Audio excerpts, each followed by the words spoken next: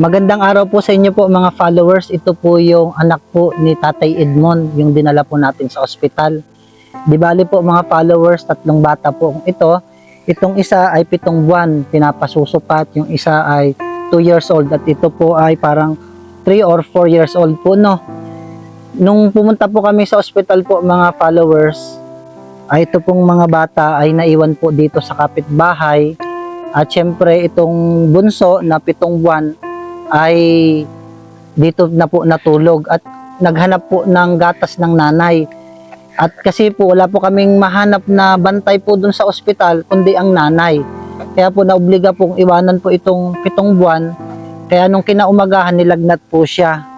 Pero ito po'y binigyan po ni Mrs. ng tsopon at gatas na 1 kahon para po siya ay may mainom po at may makain po, no. At praise God at gumaling naman po itong 7 buwan. Mga nais po magbigay po ng tulong, panggastos po sa ospital ni Tatay Edmond. At ganun din po mga followers, nakakaawa po itong mga bata, oh. Wala pong pagkain po sila talaga. Lalo na po ito ay itong 7 buwan ay kailangan po ng gatas. Kaya hanggang ngayon po mga followers ay wala pong kamag-anak ang pumupunta po doon para tulungan na magbantay at yung nanay ay makauwi. Kaya po hindi pa po nakakauwi ang nanay kasi wala pa pong kapalit po siya na magbantay. Kaya po itong 3 anak niya po ay naiwan po dito sa kapitbahay. Miss mo na ang mama mo? Miss mo na? Nag-iiyak ikaw?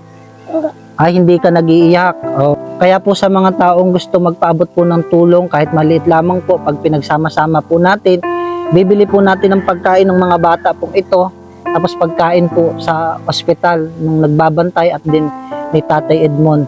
Ilalagay ko na lamang po mga followers yung aking GCash number. Itong 3 anak po ni Tatay Edmond, mga followers, ay si Nanay Landa po ang nag-aalaga, tsaka po ito si Maymay.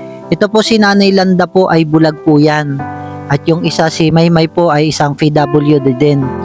Sila po yung tumutulong na mag-alaga dito sa bunso. At ganoon din dito sa pangalawa at doon sa pangatlo. Wala po ang nanay, nasa ospital nagbabantay. Kaya binigyan po muna ni Mrs. po ng tsopon. Tsaka ng 1 kahong gatas. Tapos araw-araw po kami pumupunta po doon para magdala po ng pagkain. Tapos tinitingnan ko din kung anong update at binibisita po natin kung ano po yung lagay po ng pasyente. Kaya po sa mga manunood, ako po'y kumakatok po sa inyo. Yung tulong nyo na ipapadala po kahit maliit lamang po pag inipon po natin.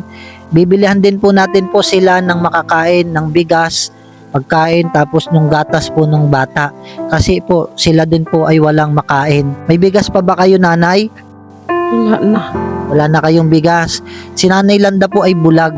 Sakripisyo po siya para alagaan itong mga bata para naman po yung tatay ay gumaling at yung maasikaso po ng nanay sa ospital. Kaya pansamantala po sila po muna yung nag-aalaga. Marami pong salamat sa mga tao magpapaabot po ng tulong. Ito po ay malaking tulong po para po sa mga bata at dun po sa pasyente po sa ospital, no. Yaan nyo, nanay, kapag may mga nagpadala pa ng tulong, bibili tayo ng pagkain ninyo, ng bigas para kayo din ay may pagkain dito. Ayun, kawawa naman itong mga bata, walang pagkain, no.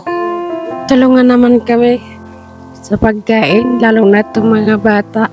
Opo, nanay, may mga taong tutulong pa para sa mga bata, no. At ganun din sa inyo, kayo po nag-aalaga.